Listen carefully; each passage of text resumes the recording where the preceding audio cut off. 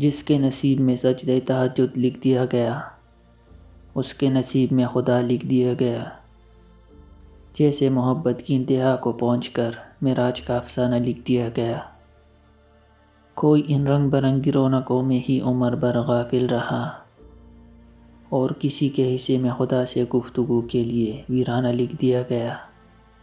کسی کو اس کی من پسند چیز دے کر شکر کے آداب سکھائے گئے، اور کسی سے من پسند چیز چھین کر خدا سے ملاقات کا بہانہ لکھ دیا گیا۔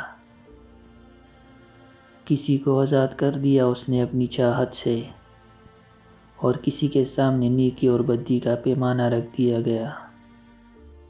کوئی بھی سکون رہا وسیع اور عریض مکان میں رہ کر بھی، اور کسی کے حصے میں چھوٹا سا پرسکون اشیانہ لکھ دیا گیا۔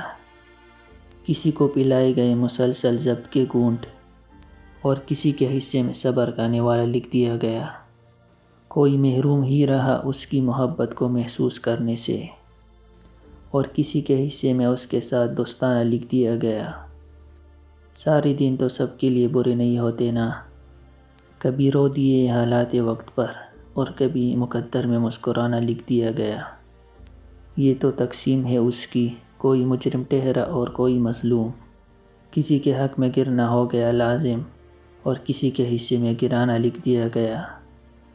جو بار بار پکارتا ہے اسے، اس کے پکارنے پر رشک کرتا ہے وہ۔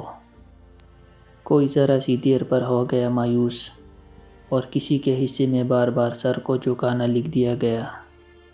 کسی کو 4 قدم کے فاصلے پر ہی مل گیا سب کچھ، اور کسی کے نصیب میں لمبا سفر لکھ دیا گیا۔